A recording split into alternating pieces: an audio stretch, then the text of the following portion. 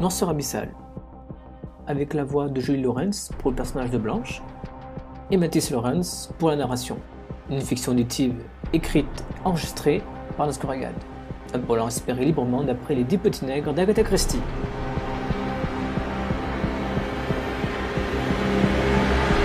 Noirceur abyssale.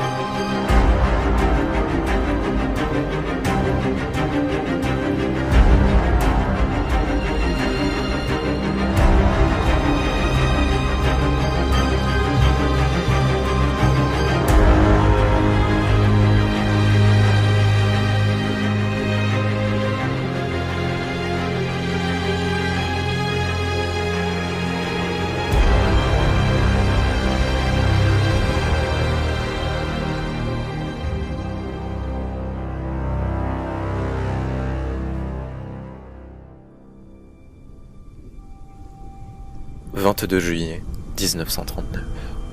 L'herbe est verte, l'air est glacial. L'océan, couleur noire, pétrole et turquoise à la surface. L'eau est calme et semble être endormie.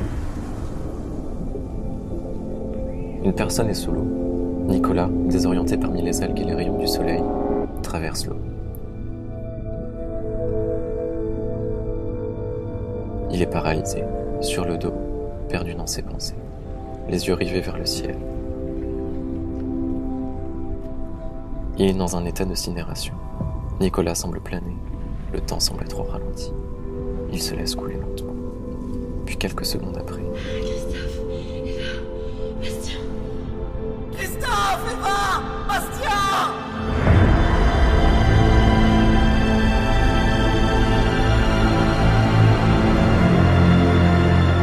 Depuis le haut de la plage, on peut voir de grands rochers imposants, au bord tranchant, posés au milieu du bord de la plage ouest britannique. L'après-midi est inoubliable. Londres, août 1939. Nicolas, assis dans un fauteuil dans le salon de la maison de ses parents, regarde au loin les jardiniers travailler. Il fume une cigarette et tient dans sa main gauche un verre d'eau pétillante avec des glaçons et des morceaux de citron. Tiens, regarde Nicolas, on a reçu une invitation de grand-mère Ursula. Cher membre de la famille Le Duc, je serais vraiment ravi que vous veniez au prochain repas de famille. Après la terrible tragédie qui s'est déroulée il y a 2 ans avec la disparition de Christophe, Bastien et Eva, je souhaiterais qu'on se réunisse tous pour se revoir et passer un week-end agréable. Bien à vous, Ursula Le Duc.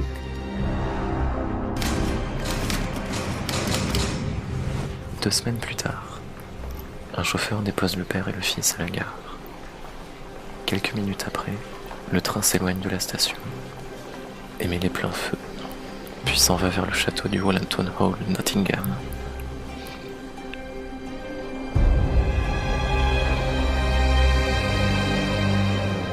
Le train traverse toute l'Angleterre, au milieu d'immenses champs d'herbe et de prairies.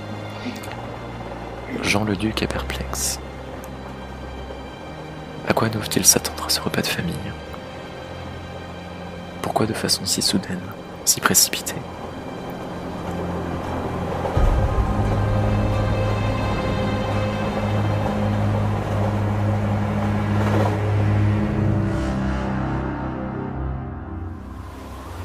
Tous les membres de la famille arrivent un par un. Tous marchent sur un chemin de terre, en direction de la demeure. Le personnel de maison les attend. Ils sont debout, tous parfaitement alignés sur les différentes marches du perron, créant ainsi une haie d'honneur, droite, symétrique, très stricte. Bienvenue au manoir de Nottingham.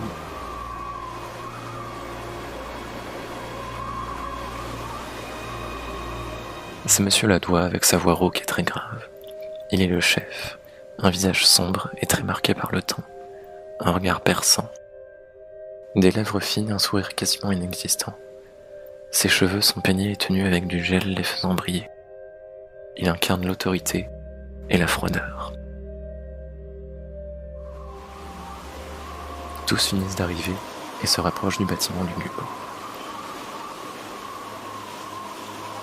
La pierre rend l'endroit sinistre et épouvantablement glacial. Le château est imposant. Nicolas est quelque peu assommé par la hauteur et les moulures pointues qui se trouvent à chaque coin. Des vautours et corbeaux volent au-dessus de la bâtisse. Les gouttières finissent d'écouler l'eau de pluie tombée il y a quelques heures. Le soleil a disparu et les nuages règnent au-dessus de leur tête. 2 heures après.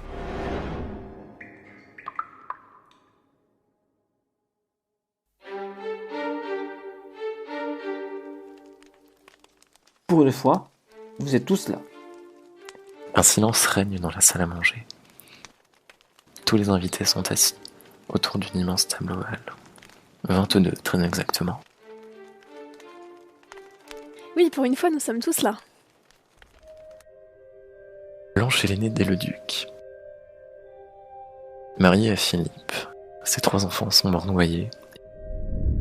Il y a tout juste 2 ans. Elle a 4 autres frères. Jean, le père de Nicolas. Thomas, marié à Blanche et père de 3 enfants.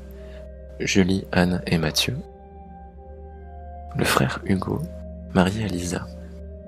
Père de 2 enfants, Hélène et Martin. Il y a aussi Pierre et Caroline, avec leurs 5 enfants, Léo, Anna, Charles, Tony et Hugo. Mère, pourquoi sommes-nous là? C'est insupportable. Ursula boit lentement son verre de vin et ne répond pas. Nous sommes là pour nous revoir, c'est tout. Connaissant maman, nous ne sommes pas là par hasard.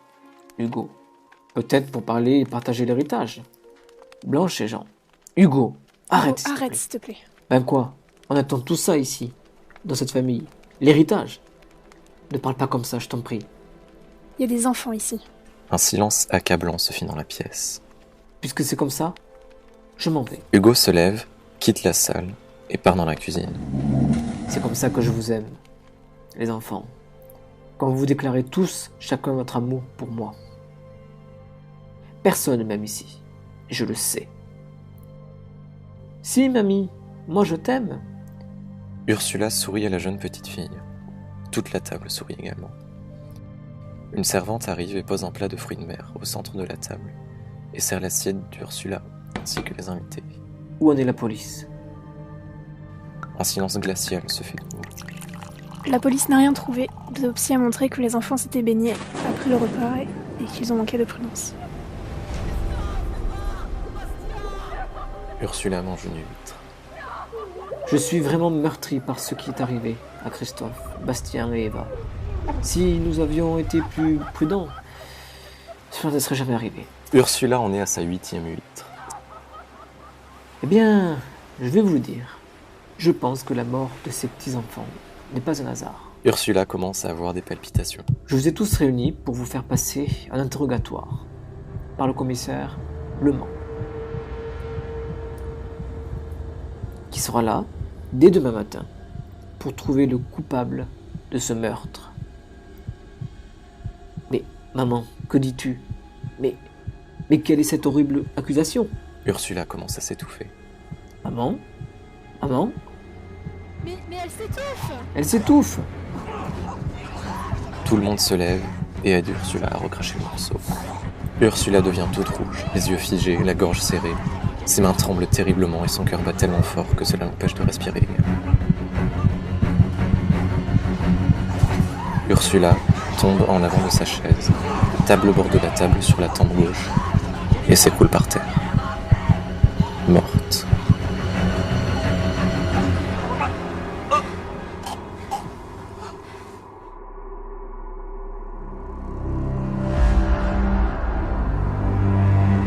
La nuit, les couloirs sont éteints.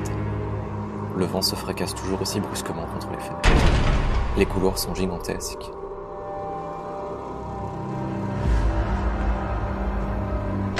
La dernière porte du couloir est minuscule. Aucune lumière n'apparaît.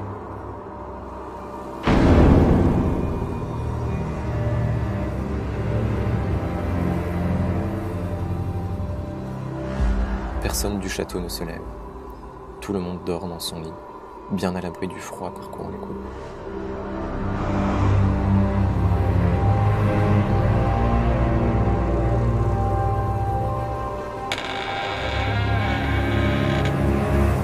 Ils sont plongés dans le noir absolu, dans le vide, sans signification, sans repère, l'inertie absolue.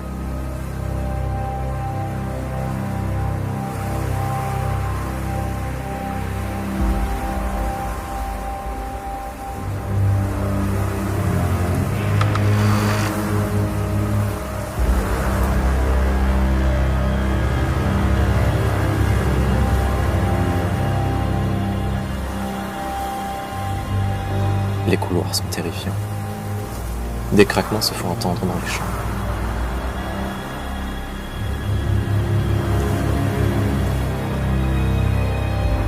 Les portes laissent passer le froid de minuit. Le château est planté au bord d'un océan déchaîné, dans l'obscurité sous une tempête.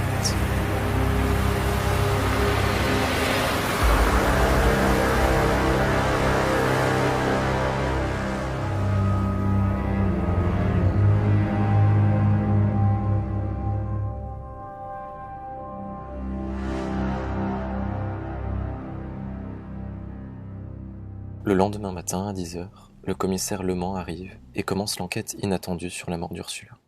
Il installe son bureau dans la maison, dans la chambre bleue. Il pose précisément les mêmes questions à tout le monde. Grand-mère m'agaçait fortement, mais pas au point de la tuer. Maman m'agaçait prodigieusement. J'ai quitté la table et je suis parti grignoter en cuisine. J'aimais beaucoup mamie. Elle souriait beaucoup, malgré sa santé fragile. Ursula, c'est une immense perte pour moi. Ma mère était tout pour moi. Elle était la seule à me soutenir lors de la mort de ma femme, Isabelle. L'inspecteur pose quelques questions de plus à Hugo. Vous savez que vous êtes le principal accusé. Vous étiez à la cuisine, près du plateau d'huîtres, et juste après, votre mère meurt. Ce n'est pas moi qui l'ai tué. Je ne vous crois pas. Pourquoi ? Des servantes m'ont avoué vous avoir vu entrer plusieurs fois dans la cuisine. Vous cherchez quelque chose ? Et si je vous dis que ma mère s'est suicidée, expliquez-vous. Ma mère récemment a appris qu'elle avait un cancer incurable. Elle souffrait terriblement. L'inspecteur pose quelques questions de plus à Jean. De quoi est morte votre femme ? C'est difficile à expliquer. L'inspecteur fronce les sourcils. Il y a 15 ans, ma femme, un soir, grondait mon fils, Nicolas. La dispute n'avait rien de violent. Et l'irréparable est arrivé. Nicolas, involontairement, dans une fureur de colère, a poussé violemment sa mère et elle a perdu l'équilibre et a heurté le mur. Elle est morte sur le coup.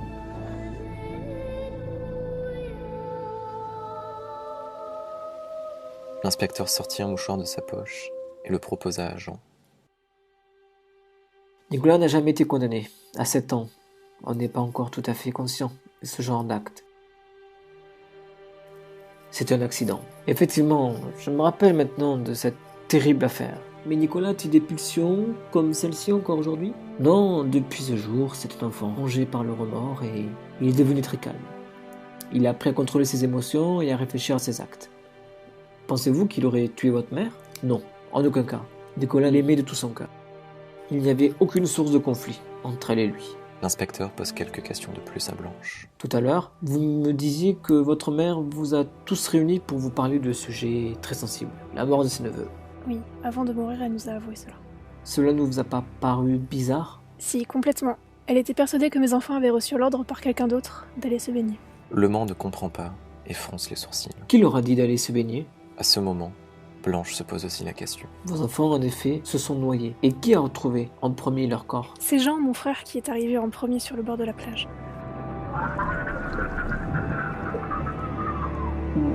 Où étiez-vous à ce moment ? N'avez-vous rien vu ? Non, je n'ai rien vu. Nous étions dans le salon. Assis autour de la table, j'étais dos à la fenêtre. Impossible pour moi et pour personne de voir la mer. On ne voit pas la mer depuis le salon.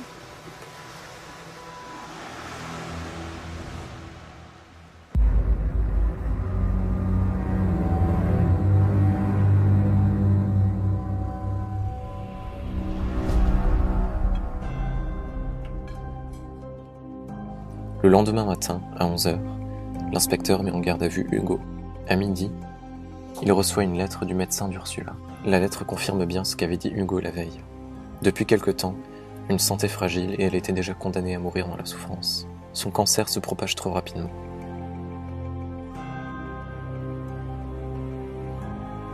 Le Mans fit libérer Hugo quelque temps après. À la fin du repas, Nicolas sort se dégourdir les jambes. Une violente explosion depuis le château se fit entendre. Nicolas court vers le château. De très grandes flammes sortent des fenêtres et du toit. Nicolas s'approche de l'entrée et voit sa famille au milieu des flammes hautes de 3 mètres. Il reste immobile, statique. Le Mans sort de son bureau et descend à toute vitesse aider la famille. Il voit Nicolas dehors, les yeux rivés vers la fumée. Nicolas jubile.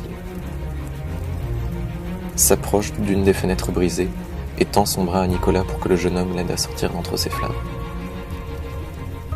Mais pourquoi faites-vous ça? Car nous avons eu des parcours différents. Est-ce que l'on devient mauvais à travers ce que l'on vit? Telle est la question que je me suis toujours posée. Parfois, j'ai bien dit parfois, dans la vie on se dit « Mais bon sang, tout a été fait, il a été encadré, entouré, chouchouté. » Et pourtant il a tué des gens. Il existe un tel problème, un tel gouffre entre ce que l'homme est fondamentalement, animalement, biologiquement, et ce que la société voudrait aujourd'hui que l'on soit. C'est-à-dire que nous ne sommes pas à la mesure. La civilisation nous a taillé un costume aujourd'hui et l'humanité n'est pas encore assez capable de grandir suffisamment pour remplir ce costume correctement. Et le problème, c'est que dans ce vide-là, il faut une certaine élasticité pour vivre de nos jours. La plupart des gens y arrivent. Mais certains, cette élasticité, ils ne l'ont pas et cassent trop vite. Et quand ça casse, c'est irrécupérable. Il n'y a pas si longtemps, je lisais un livre dans l'histoire racontait un jeune adolescent qui, lors du suicide de sa mère, l'a laissé agoniser et l'a regardé mourir jusqu'au dernier souffle. À la fin de cette histoire, j'ai été tout simplement fasciné. Fasciné par ce jeune homme qui n'avait pas aidé une personne en détresse. Quel courage a-t-il eu? C'était la première fois que j'éprouvais l'admiration pour ce type de personne. Le regarder mourir n'était pas si terrifiant que ça. À ce moment-là, j'ai compris qu'il y avait des actes qui ne sont pas de l'ordre de la cruauté, mais de la justice, de la revanche et de la punition. La froideur mais aussi l'intelligence de ce petit gars m'impressionne. Mais Nicolas, aidez-nous, bon sang! La souffrance est épouvantable. La justice n'épargne personne.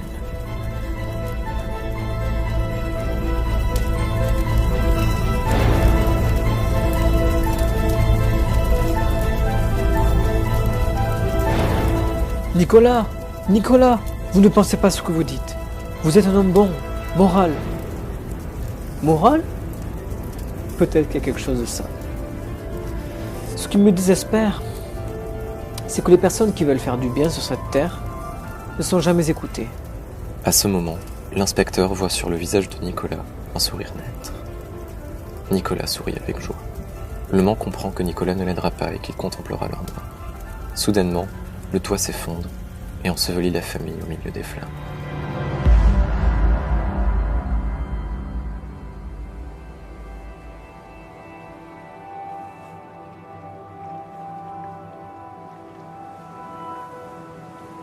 C'est le silence total. Plus de cris, plus de hurlements. Le calme est revenu. Nicolas est seul, il marche le long de la plage. Le soleil éblouit le jeune homme. Il marche lentement, presque paralysé. Le temps s'est arrêté. Il contemple l'océan, calme, paisible.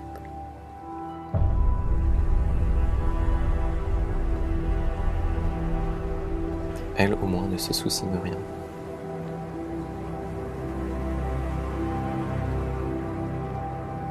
Nicolas marche très lentement sur la plage, seul au monde.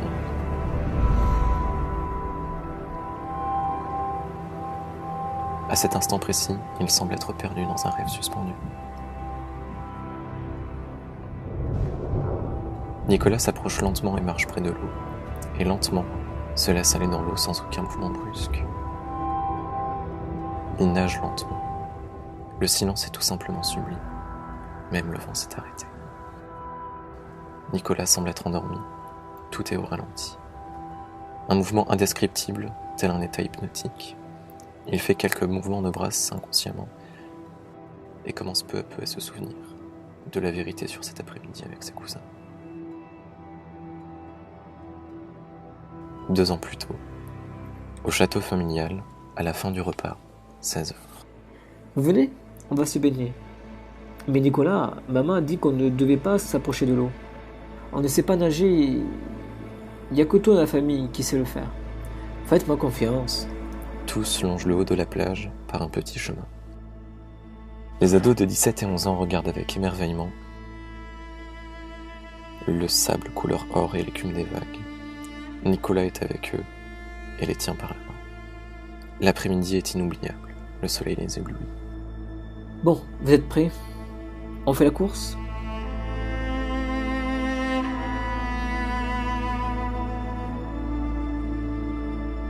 Attention, ne triche pas. Vous êtes prêts? Oui. Impatient? Oui. À vos marques? Prêts? Go! Les 3 adolescents courent de toute leur force. Nicolas les regarde partir vers l'horizon. Vers un autre monde. Différent.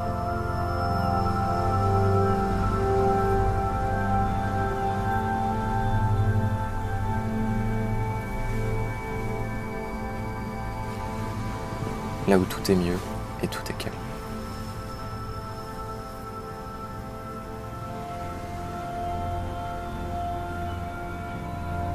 Nicolas ne court pas avec eux. Il prend du retard volontairement et attend quelques très longs instants. Il ferme les yeux et contemple ce moment extraordinaire.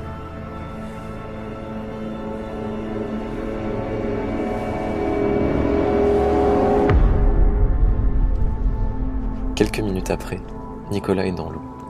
L'herbe est verte, l'air est glacial. L'océan, couleur noir, pétrole et turquoise à la surface. L'eau est calme et semble être endormie. Une personne est sous l'eau. Nicolas, désorienté parmi les algues et les rayons du soleil, traverse l'eau. Il est paralysé, sur le dos, perdu dans ses pensées, les yeux rivés vers le ciel. Il est dans un état de sidération. Nicolas semble planer, le temps semble être au ralenti. Il se laisse couler lentement.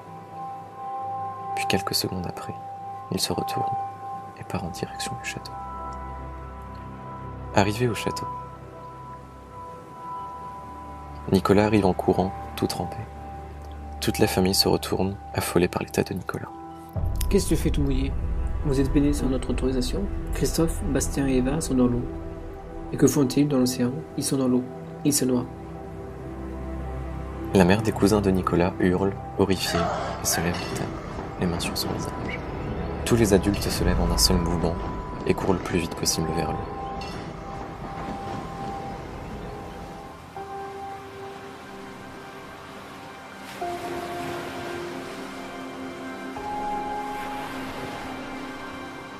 Le père crie tous les noms de ses enfants.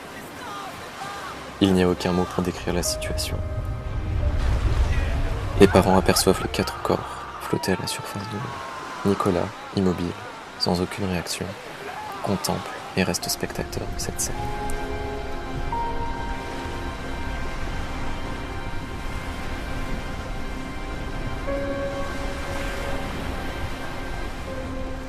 En vérité, Nicolas, lors de la noyade, savait parfaitement nager et a simulé sa propre noyade en attendant que ses cousins, dans l'eau à ses côtés, s'épuisent. Et une fois à bout de souffle, Nicolas se rapproche du bord en appliquant ses leçons de natation. Il sort de l'eau très facilement et se tourne vers ses cousins. Il les regarde se débattre, s'étouffer et se noyer. Et dans la sublime et belle eau transparente, il fait demi-tour. Nicolas part avertir les parents. Mais encore une fois, il avait tout prévu.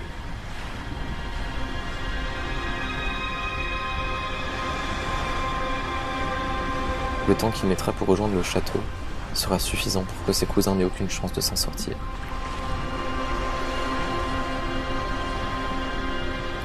Et au retour des parents, sera suffisant pour que ses cousins n'aient aucune chance de s'en sortir. Suffisant pour abattre et ne laisser aucune chance à un quelconque survivant.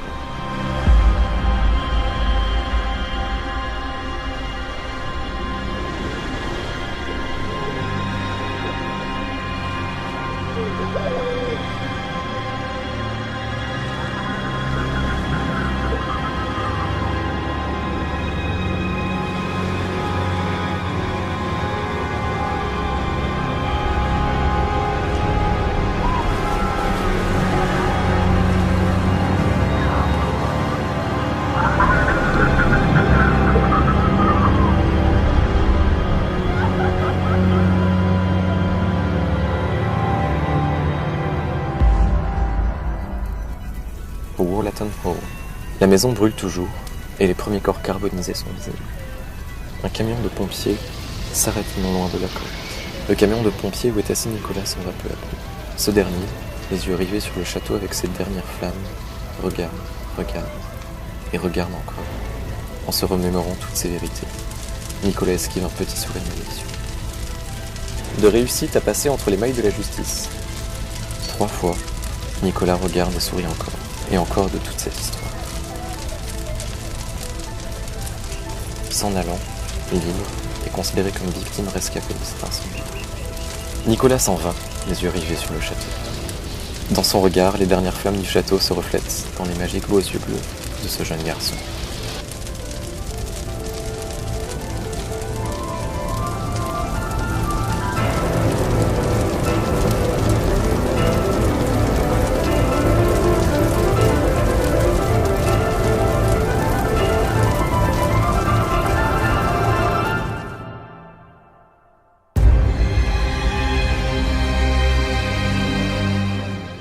Cette fiction auditive a été écrite, enregistrée et mixée par Mescoragade avec les voix de Julie Lawrence pour le personnage de Blanche et Mathis Lawrence à la narration.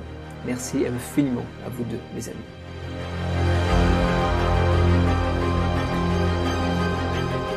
Vous avez pu entendre également des extraits du film Shutter Island et de la série espagnole El Internado, une production de la Antena 3.